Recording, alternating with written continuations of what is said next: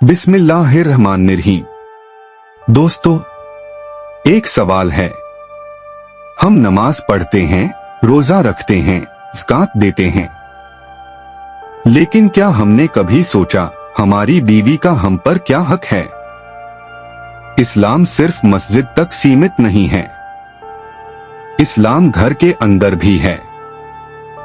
और एक मर्द की सबसे बड़ी जिम्मेदारी होती है अपनी बीवी के साथ अच्छा सलूक करना, एक बीवी को इज्जत देना। रसूलुल्लाह सल्लल्लाहु अलैहि वसल्लम ने फरमाया, तुम में सबसे बेहतर वो है जो अपनी बीवी के लिए बेहतर है।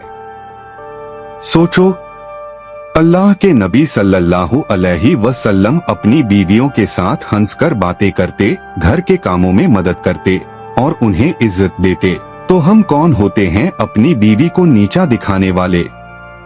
2. खर्च उठाना मर्द की जिम्मेदारी। कुरान में अल्लाह ने फरमाया, मर्दों पर वाजिब है कि वे अपनी बीवियों का खर्च उठाएं।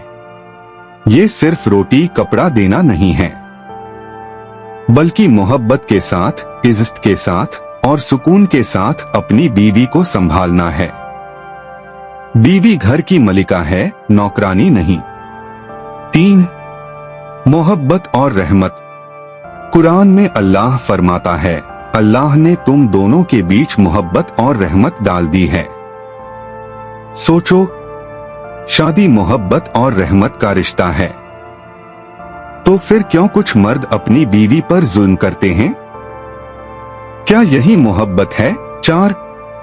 बीवी की राय की अहमियत। रसूलुल्लाह सल्लल्लाहु अलैहि वसल्लम अपनी बीवियों से राय लिया करते थे। हुदैबिया के वाक़ये में उम्मे सलमा रज़ी ने मशवरा दिया और नबी सल्लल्लाहु अलैहि वसल्लम ने उनकी राय को माना। अगर अल्लाह के नबी अपनी बीवी की बात मान सकते हैं तो हम क्यों नहीं? 5. जुल्म से बचो।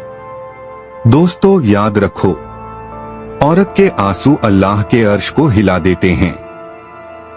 रसूलुल्लाह सल्लल्लाहु अलैहि वसल्लम ने फरमाया, सबसे अच्छा मर्द वो है जो अपनी बीवी के साथ सबसे अच्छा है।